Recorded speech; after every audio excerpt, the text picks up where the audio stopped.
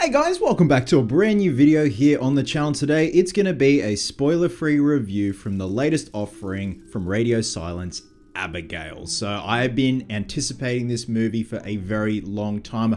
I've heard some good buzz about it from Cody Leach, Sean Chandler, and the boys actually had the opportunity to interview Radio Silence at a film festival recently. So congrats to Cody and Sean. I think that's amazing. And this also stars Melissa Barrera teaming up once again with Radio Silence after Scream. Who knows what her future holds in terms of the Scream franchise at this stage, but she features front and center in Abigail. Now the film focuses on a group of kidnappers who capture and must watch over young Abigail, the daughter of a powerful underworld figure from whom they demand $50 million in ransom. However, they soon get more than what they bargained for when they realize that they are trapped inside with no ordinary little girl, but a vampire child who hunts them down one by one. So a pretty basic premise, but a fucking entertaining one at that. This film was good. Really good. George, how good? Pretty darn good.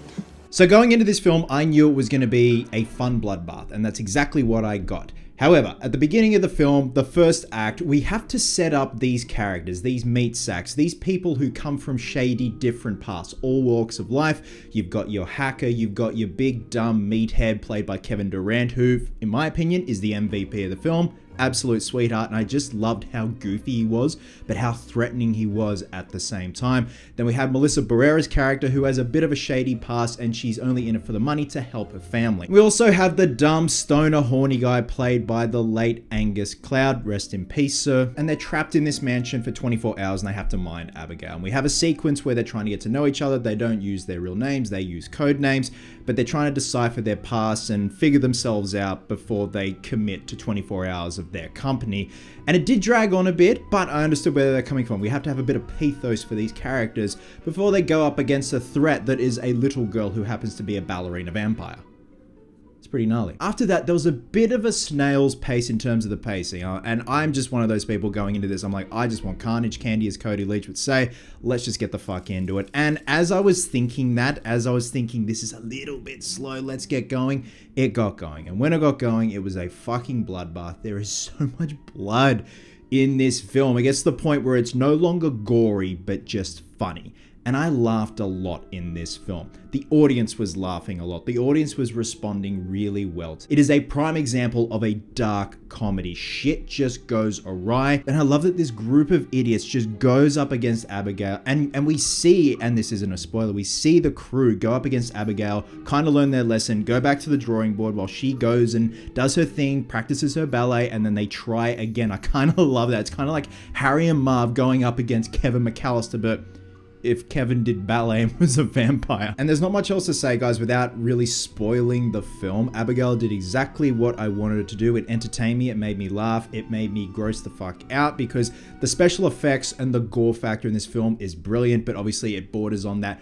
horrific comedy aspect. But I love that there was the inclusion of so many practical effects. You can see them in real time, in camera, paired with some great sound effects of like bones crunching and just sloshy blood and guts. Another thing, I love the design of the fangs in this film. It's not your typical, fangers on either side. They're crooked and they're rotten and they're jagged and they look like they've rotted away in some parts and been filed on some parts.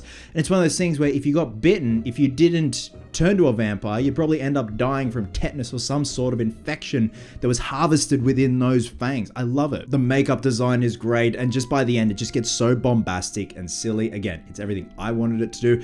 However, there was something at the end. There was a tacked on bit at the end sequence, the end scene, the final scene right before the credits, where I feel it just gave a bit too much away, and as cliche as it is, I figured less is more with that sequence. I didn't need to know anymore. I didn't need to see anymore.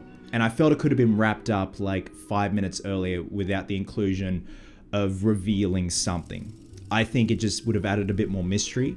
Whether or not Radio Silence going to do a sequel or it just stays as a one-off, I am pleasantly happy with it just being a one-off, quite frankly. So yeah, guys, overall, I enjoyed the shit out of this film. Pacing issues aside at the beginning, and just an unwanted extra bit of a sequence at the end of the film that I just felt was not necessary, and just leave that mystery up to the audience. Let them mull over in their head, in their imagination, just by description of a certain character. So this film is a loose remake of Dracula's Daughter from the 30s, which I had no idea existed, so there you fucking go. But I highly recommend making a night of it. Go get some food, get some drinks, have a night out, watch Abigail, or watch Abigail, go get a feed and debrief and just have a good time. Like, again, I was laughing my ass off, and then at other times I was just grossed out with what was going on up on screen. And I mentioned this in my Late Night with the Devil review. Davey Deathray said, how good is it we've got such an eclectic array of horror movies in 2024 so far. Like, we have been treated to some absolute bangers, and Abigail is no exception. And with that, I'm going to be giving Abigail a solid 4 blobs out of 5. Did you just call me blob? Love you, Kevin Durand. So guys, once you have seen Abigail, drop a comment below. Let me know your thoughts. Did you laugh? Did you hurl? Did you have a good time? Or it just wasn't for you? Love you guts, and I'll catch you in the next one.